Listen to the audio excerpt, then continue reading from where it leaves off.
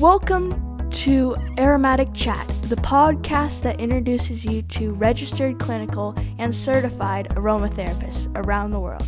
Every other week, my Mima sits down with a different aromatherapist to learn about their aromatic journey and how they use their plants that God has given us in their lives and their businesses. Aromatic Chat is produced by Lemon Balm Coaching, and your host is my Mima, Melissa. She is a master transformational coach and a registered aromatherapist.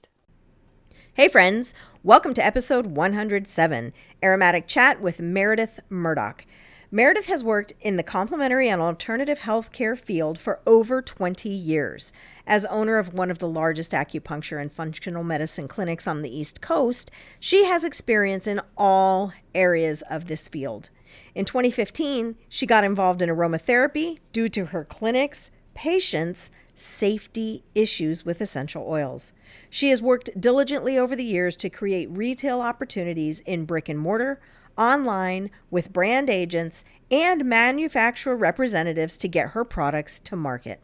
Her goal has always been to do the work to make aromatherapy a viable career choice where one can make a living and have fun at the same time. Meredith and I currently work together on the board of the Aromatherapy Registration Council, and she's also on the board of the Alliance of International Aromatherapists. I count Meredith as one of my aromatic friends and am really excited to share her vision for our field. So let's get started. Meredith, I'm so glad that you said yes to coming on to the podcast. We have become friends because of our associations, and I'm just thrilled to have you here because I know how your brain works, and I think you've got some great stuff to share. Well, thank you. I love working with you. You're one of the people in all the organizations that I know I can go to and that gets my brain. And then we get things done. And we get things done. That's the whole thing. It's like, get things done. Move on. Yes. And we know how to pivot. That's the biggest thing, right? You know how to pivot. That, yes. And the other thing that I think that connects us so deeply is our roots in New York. Oh, yeah. Well, there's something about a New Yorker. Yeah. We're not bad people. We just don't have time to, not get things done. Exactly. The very first question is always just, we want to hear your aromatic journey. I know you've got a unique story to share, and I'd just love for you to share it with the listeners. Okay. I started in aromatherapy completely by accident, like most of us probably do. I have a degree. I came out of college with a degree in business and marketing with organizational communication kind of that's where my passion really lied. But my father had passed away and my mom moved to Florida. So I moved to Florida to be with my mom. And my husband at the time he still is an acupuncturist, and he's my business partner. He's no longer my husband. Anyway, we opened an acupuncture clinic. I have to clear that up because people get really confused when they see all the different names and all that stuff. And I learned all about natural medicine, and I learned how to run a medical practice. So the practice of medicine is very different than the business of medicine. They're completely different. So in the first few years that we had the clinic, I learned the business of medicine and started to understand that. And then I started to get interested in what was going on in the back offices, as far as not the insurance policies and all that, not the profit margins, but more like, what are these guys doing? So we had an acupuncturist, we had a physiatrist, which is a muscle doctor, and we had a functional medicine doctor who looks at everything from not from a symptom standpoint, but a core, why is this happening to you standpoint. So we had a large variety of patients, and they would always come in with some sort of article or something from like Women's World or, later on in the years, the internet, Dr. Google. And we became known as the practice that always found the truth and always found we started to understand supplements and GMPs and, where raw materials were coming from. So I started finding myself in there, and we still do a very dedicated patient base. And one of these women that was a patient, she had uterine cancer and she beat it and got into remission twice. She went to a party, and this party was a multi-level marketing essential oil party. So where our practice is in the largest retirement community in the United States. So when a multi-level marketing comes in, it becomes a party, and everyone goes in and they buy stuff, and they believe everybody. It's just, the way it is. So she had drank a 5 ml bottle of frankincense because this person at the party told her that it was going to cure her cancer. So I was like, what the New York word for heck, right? But then 2 weeks later, another woman comes in and she wants to get acupuncture on her legs because they're itchy. So you look and they're bright, bright red, like hives, almost like those tiny little blisters. She had taken lavender essential oil from Walmart, not used a carrier. Like, Lord knows what was in this oil to begin with. That I know that now, but at the time, and spread it all over her legs like a lotion. So she had a serious reaction to it. Next door, we have an urgent care center. We sent her over there and told her, let them deal with it. Like, acupuncture's not going to help you. Then about 2 or 3 weeks later, I swear these people were all at the same party. A woman had come down. A woman lived in the Villages where my office is. And she brought down her daughter, who was in her mid-30s, and they went to play pickleball. So no big deal. So she puts her hair up, puts it in a ponytail because it's Florida, it's hot. And she comes in and there's a blister almost about the size of my fist on the back of her neck. So blister comes in, and the reason they're in the acupuncture office is they want Chris to pop it with an acupuncture needle. What this girl did was she turned around, and because it smelled so good, she put bergamot on the back of her neck and then went played pickleball in 100-degree temperature in the middle of Florida. So she went over to urgent care as well. But at that point, to me, in my whole life, I pay attention to things that happen in threes. Everything in my life has always happened in threes. I don't know if it's my Irish mother. I have no idea. But when 3 things pass me, I pay attention. So that's when I started paying attention. I was like, what the F is going on with these tiny little bottles, right? So I went to my computer and I got this tiny course. It was like $50 on what is aromatherapy. And it was I don't even know who she is still to this day.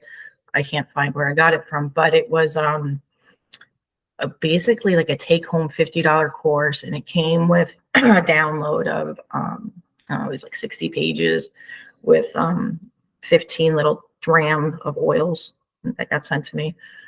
And I was like, wow, this is actually kind of interesting. When I was growing up, I wanted to be a veterinarian. That's all I ever wanted to do, is I wanted to be a veterinarian, but I come from a family of big business people. I grew up, in New York City, and my grandfather was the treasurer of Sony, and then my uncle worked in banks, and that's kind of was my legacy to do that. It's probably the only group of people that say, no, we don't want you to go into medicine. We want you to go into business, so I wasn't really allowed to do that.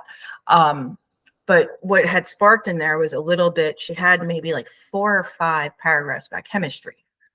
And I was like, that's interesting. I want to know more. So I ended up signing up for school, and then another school, and then another school. So I was studying for an exam, and it was in organic chemistry, and I was on our bed and I had all my books out. He had come in from work and he looked at it. He goes, that's organic chemistry. I'm like, uh-huh. And that's when his mindset changed and he started to pay more attention. So then when I said this isn't enough, and that's how I ended up going to like 7 different schools. Once I started going to schools, I was like, well, what am I going to do with this? I have now spent a significant income getting educated. And that's when my business brain kind of clicked in and was like, no one's doing this for a living. Like, how do you make this a profession? So I thought about that, and I think about that every day, actually. That is something that pops into my mind aromatically every day. How can we make these people who are spending all this money going to school to make it a livelihood, or at least enough where they can do enough work where they can afford groceries per month, right? And make it sustainable for them as an income. But needless to say, at that time, Rick Scott was the governor of Florida, and he had taken away the pain pills because we had such a pain pill problem down here in Florida. Right. So that affected a lot of our patients. They're older. That was an easy way to get through their chronic pain. This is before the pandemic, so all natural, that kind of consciousness was not in our world as it is right now. Chris had said to me, "Can you make a pain cream?" And I'm like, "Ooh." And I love the formulation parts. Like I took formulation classes because I love to cook. So to me, it was just a natural way to go in there. So I started reading about chemistry, and I started reading about the chemical constituents of the oils and how that just because it's lavender doesn't mean it's lavender. You're looking at, the chemical constituents of lavender. And like in black pepper, it's like, oh, there's beta caryophyllene in there. And then I saw this webinar thing just on beta caryophyllene, and I was like, oh my God. And my brain just went. And next thing you know, I just started making products for the patients. So they would come to me and they'd be like, oh, this hurts or that hurts, or, I have this rash or that rash. And I'd be like, I'll try. And I've known them for so many years that they were so willing to be a guinea pig that I started doing my own. Now I realize my research isn't right, but, my version of research to find out what works and didn't work, Google Forms, things like that. And I just came up with a line to help all these people in the practice. So from there, we started selling a lot. And a guy came in and said, we want you to open a brick and mortar. And that's kind of where I got from my start of my aromatic journey to where I am today. There's a lot more in the middle, but that pretty much sums it up. Awesome. So you currently have a brick and mortar aromatherapy business in Florida. I've had three. Had three. Can you tell us a little bit about the different ones? I'm the person that likes to make mistakes. So the first one was a small little room in a town called Mount Dora, Florida. It's a quaint little town in Central Florida. And they had, just to try it, they had bought this big building, and it's almost like the old school flea markets where you walk in and it's different vendors. So I had the front window and I had the cool stuff in there. It was only 80 square feet. I was all excited about it, and things looked really, really kind of cool. And then the day I was about to open up, after painting, after putting logos on everything, and doing all the work that you have to do, even for an 80 square foot, buying the point of sale system, figuring out the books, the whole 9 yards, the inventory. Governor DeSantis comes over the state of Florida and says, we are now closed down for the pandemic. So I was only there for a year, but I was really only in there for 6 months. What I learned from that was that people are uneducated about aromatherapy. The price point is important. You really need to find ways to explain to people the difference between multi-level marketing and real aromatherapy. And you need to understand, this was the biggest lesson that I learned, is that I would make more income with return, which goes to phase 2 of the second store. You need clients, they can go to, if they just want a bottle of lavender, a bottle of frankincense, or a bottle of orange, they can go online and go get that from somewhere else. From a clinician standpoint, you need to have a client base. You need to learn how to build that. A lot of what I got were people coming in from Miami or something like that. It's a big vacation town. It's a big hot spot to stay. So I think I came out of that after a year with 5 solid clients. I mean, I did well, but it wasn't well enough where I felt comfortable making the drive. It was 45 minutes away from the villages, et cetera, et cetera. So my lease was up, and I was like, I'm not really feeling this, So because I had been in the villages now for 15 years, the commercial property manager says, I've got a great space for you. Why don't you expand? Why don't you do that? The big thing is I wanted a lab. It was funny. He showed us this building, and it was 900 square feet. And in those 900 square feet was a perfect place for a lab, perfect place for an office, and a perfect place for retail. So I signed a lease for 3 years. During that time, I did classes. So I taught aromatherapy. I did DIY. I did, make your own soap classes. I did consults. During this time as well, when I was doing my aromatic, I also got my master's in herbalism. So I had, 144 jars of herbs. So I started to become like the crazy herb lady, but so I had my line, I had lines from like Mountain Rose Herbs. I had other aromatherapist stuff in there. I had things like incense, just kind of following that picture that most people would expect that store to be. And it did really well. Honestly, it did really well. But I had to be there all the time. During this time, I made other commitments like AIA, I made a commitment to do that. I made a commitment to a board around here. So I've always worked on boards as well because of my business acumen. So then I had 2 kids. They're about to be teenagers. And it was like, you really have to weigh how much money you're making versus having to hire an employee. And what does that look like? And then at certain hours, you have to offer health insurance. So this is all the business aspect that people don't really think about when they get into business, as far as what really is your overhead. So when the lease was up, I was like, I'm tired.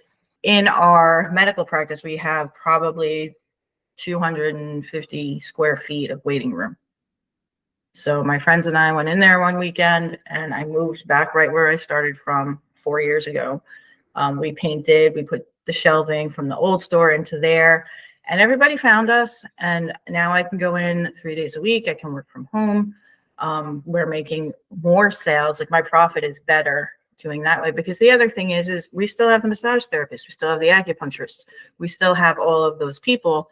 So we have more people coming and going, oh, what is that stuff? And in the meantime, I had an agent and a broker come find me for my products. And I've been working with them. So I've got 1 agent, 1 broker, and like 4 other reps throughout the US that are working with me to get these products into large stores. Incredible. Back at the very beginning of that story, you said, I'm the person that likes to make mistakes. I'm the person that likes to fail. I think that's the way you put it. And I don't see any of what you did as failing. Not at all. I see everything that you did was learning. It is learning. But to a lot of people, in our society, oh, I shut down. Oh, that means you failed. Right. Mm-hmm. And that's part of the reason I'm excited to talk to you about this, is because it isn't failure. Yeah. Like, I'm about to get into like major mass market. But you didn't shut down. You pivoted to something different. Pivoted. Yeah. And that's a huge difference than walking away saying, I'm done, I'm out. Right. And you know what? You have to have the patience and the grace within yourself to do that. In today's society, it's probably not politically correct, but Sony Corporation is a Japanese corporation. Okay. So in the 1980s, they came to Fifth Avenue, New York City, and they bought this building. My grandfather was the first round eye of the Sony Corporation. Wow, that's a big deal. Like, even as a little girl, I knew that was like a big deal. So when he would start telling me things, and he was the man I was closest to in my whole life. Like, I miss that man every day so much. He's like my soulmate, even though he's my grandfather. He would tell me these little bits of business, and he'd smoke these big old Macanudo cigars. So he'd sit back and he'd go, Mer, you need to know what you don't know. I said, that's the stupidest thing I've ever heard, Grandpa. I never called him Grandpa. His name was Bob, so it was Grandbob. So this is the stupidest thing I ever heard. He goes, no, it's not. He goes, your job in business is to look around, see all the moving pieces. You don't have to know all the moving pieces, but you have to know what they are. So you need to know what you don't know, and then find people to fill those gaps. He's like, because you're never going to be able to do everything. So during this store building time, that was probably the majority of what I did, was go, oh, I never thought about this. I can't do this, whether it's social media or, an inventory program, or like trying to keep track of 75 kilos of oils on an Excel spreadsheet. not going to work, man. So then you need a software program, and then you need to find someone to run that software program, et cetera, et cetera, et cetera. So I think that was the biggest lesson in all of this, was that know what you don't know. Where in the beginning, I used to get really, really scared. Now I think of it as a knot, like take a big boat line, right? You know, you go to the ferries and you see those big lines. And I think of everything in my career as it's got a knot in it. How do I undo the knot? And maybe it's a really big, big, big knot, like one of those stupid little jewelry knots where the chain comes and you have to take the pin. You know, you have things like that. And sometimes they're just boat knots that you untangle them. You just look at it. How do you untangle this? I think that's what I've learned, is that you can't quit. And it's not failure. It's just you found a door, it closed, but look over there, there's another door. Or you're in a forest and you hit that tree where you're like, this isn't the right direction. So you go and you switch your path. So that's the way I really think about business. And then having the plans, there seems to be this synergy in my brain between the two. Yeah. I've made most of the mistakes. Yeah. Most of the traditional business mistakes I have made. Yeah. I have made, and I've made them in the field of aromatherapy, which I think is very valuable down the line. I agree. And what an accomplishment to be able to do that in the field of aromatherapy. Screw up. It's a great accomplishment. Well, but I'm just thinking most aromatherapists, most people who have gone to school, received their certification, maybe gone on and taken the registration exam, are not prospering in their business. And it makes me crazy, because they should. Because what I have learned, having this medical practice, we've had over 20,000 people walk through our doors in the past years. They love what I do. They come to me with all sorts of problems, and they're starting to come to me first before they go to traditional medicine. So if that's this population, what about the population of us out there in the US? They can be doing the same thing, and we can all be united. And I think part of that reasoning is, one, because people in our industry are coming from different industries, from one. You know, maybe they're coming from counseling, or maybe they're nurses, so they don't have that business acumen to even start with. And two, there's so much to learn.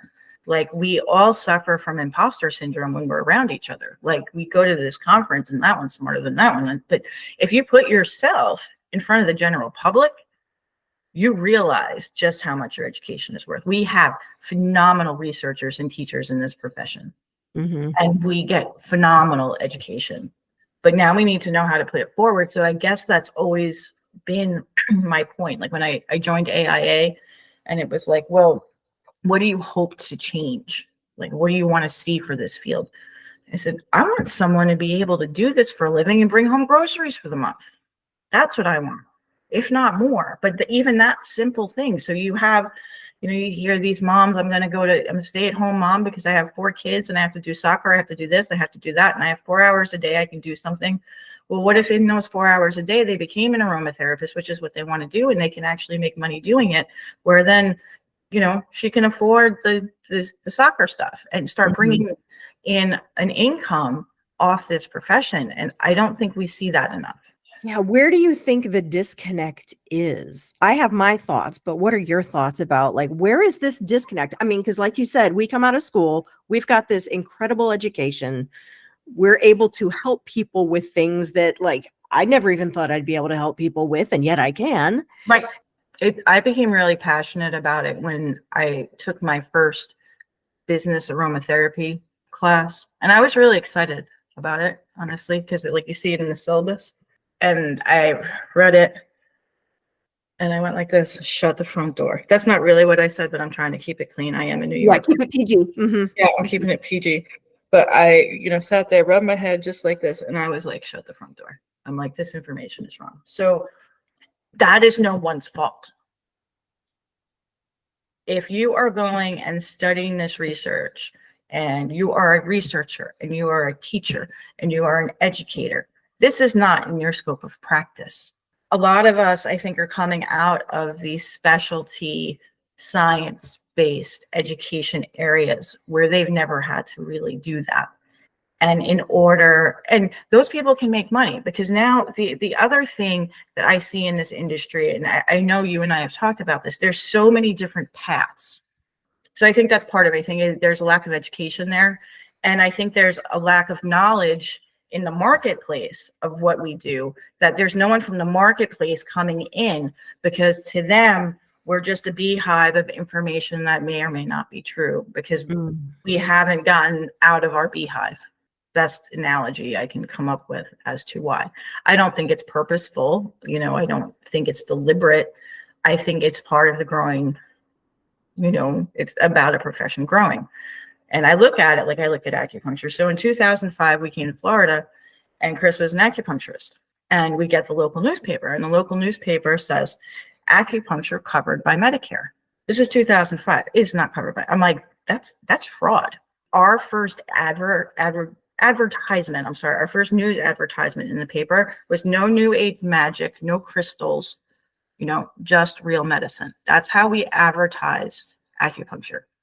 Today, this is where that quackery has taken us in 20 years, where now it's a viable profession. People are going to school, they're making money, and they're making a lot of money, and they're getting insurance policies to cover them, and they're making them their practices like a primary care physician's practice now. So I think we're in a few years of that. Do you know what I mean? I do. I'm not going to say we're at the 50% mark, but we're at like maybe the 30% mark. Mm-hmm. And I think people on the outside, especially after the pandemic, they're starting to pay attention and understanding more of the gifts that the earth gives us. And it's not just from aromatherapy, it's from herbalism, it's from amino acids. People are starting to understand peptides. I mean, it's the whole natural world, and coming from a healing philosophy versus symptomatic, put a Band-Aid on it philosophy, is changing. People are tired of I'm going to take a pill for my high blood pressure, but then my blood pressure makes my cholesterol rise. So then I have to take another one for that. Oh, but now my blood sugar is high, so let me jump on metformin. And next thing you know, they're spending with their copay $200 a month on all these drugs, just kind of chasing their tail.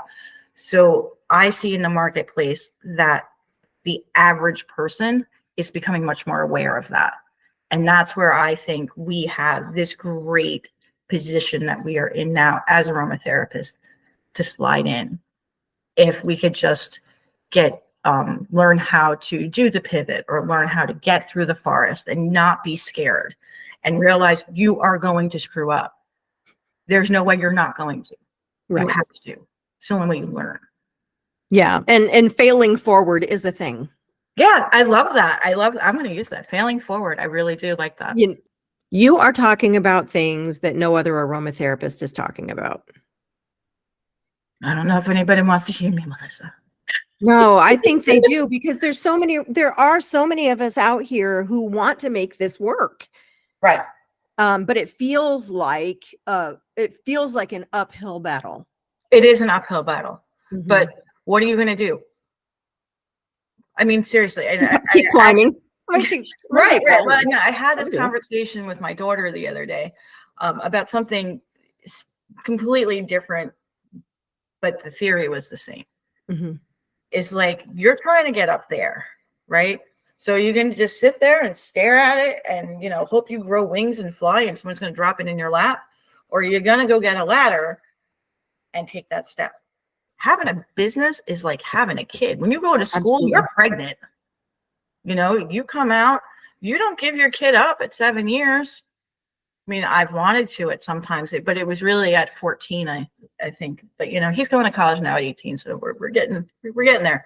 But the point is, it's a lifelong commitment. It is, and it's not something that you're gonna put a thing on the door, your little wood sign that says aromatherapist, and then people are just going to come to you. That's not the way it works. And exactly. Even if you did hit that, the back end of that, you're going to make such a mess having all of those people there. But in the meantime, you see your bank account not growing, right? Or it's dwindling, and you get scared You're like, I'm failing.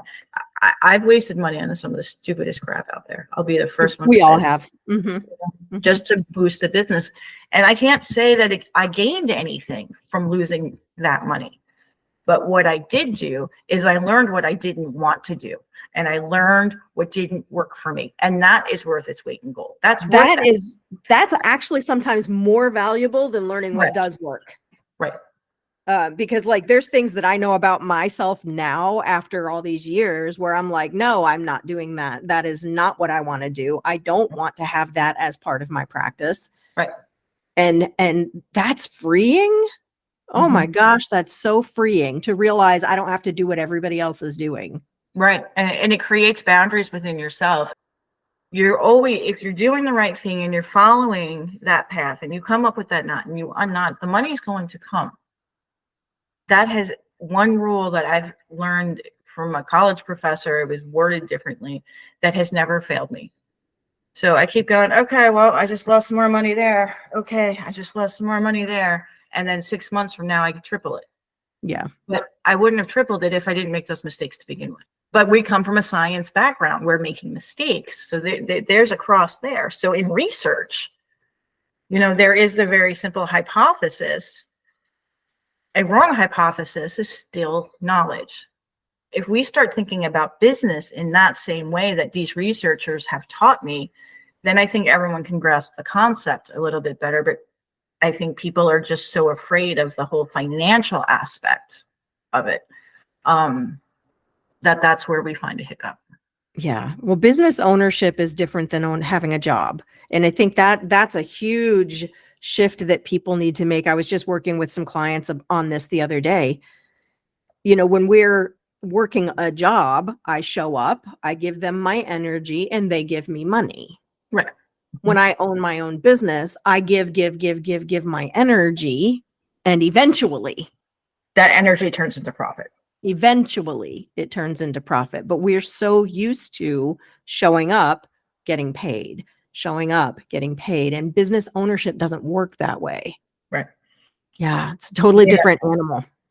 It is. And I think that you're seeing, especially after COVID, that whole idea of entrepreneurship come out a little bit more, especially in the younger generation. So our baby boomers, and the Gen X, like our generation, and the boomers, we come from the Ford manufacturing line idea of business, right? That's that clock in, clock out, and I think the millennials and the Gen Z, I'm really fascinated right now with, I think we're living in such a unique time with our generations. I'm like reading books on it. I can't get enough of it. It's like probably an unhealthy obsession, but anyway, they're watching those millennials and the Gen Zs, they're watching the Gen X's and the baby boomers.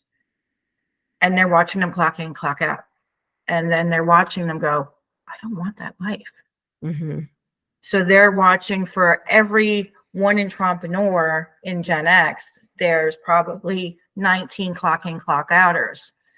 So you're seeing a shift in that mindset where the millennials are now becoming 5 or 10 out of that 20. You're like, no, I'm going to do my own thing. And then the Gen Zers are coming out going, you guys are all a bunch of idiots. There's a way to do this differently. Yeah. And they need a little bit more knowledge, but their mindset is different. But it's very interesting to see these millennial, and I've met 2 Gen Z aromatherapists, and they see the industry very, very different than the baby boomers, and even me a little bit. Okay. So you're obviously very passionate about the business of aromatherapy. Mm-hmm. What are some of your other passions? I love to cook. In fact, today I'm getting a double oven put in finally after it's been sitting in my living room for 3 months. What else am I passionate about? My dogs, my kids, the family thing. But I would say that my end goal is to be able to retire in the Caribbean somewhere, because the water, I grew up in New York City, but then also on Long Island on the ocean, on the Bayside. And that's my happy place. So I guess if I think about that, I want to be somewhere near the water, the ocean, boating, that's a huge passion of mine. And I don't like to fish or anything. I really just like the wind going through my hair. And I grew up that way. So When my parents both passed away, we didn't bury them. We threw their ashes in the water. So I like to go, like when I go up to New York and stuff like that and go out on the bay, we'll go really, really fast and I can hear the wind. And it's almost like I hear my parents talking to me about these next steps. And it's like, you have one life here. You need to live it to your fullest. What are you working on right now that you're really excited about? The AIA conference. Oh, the AIA conference coming up like next month. I'm really excited about it. It's very stressful, but it's also very challenging for me. I'm like going to geek out a little bit, but I'm learning to deal with 30-page hotel contracts, but it's learning a whole new a skill set. But for me, that's fun. Like that's fun for me. That's awesome. I'm a little weird like that. I do love playing in the lab. I miss my old lab a lot, but I am working on 2 new formulations. So the mission of the podcast is for people to connect with you. How can they find you and what you're doing? They can email me. They can look at my website. I have business consults, but part of me, and I was almost hesitant to come on to this because of that, because I'm still in my mistake making stage. So for me to come out and say, I've got this whole thing figured out, I'm sure I have it figured out better than most people do. I get that.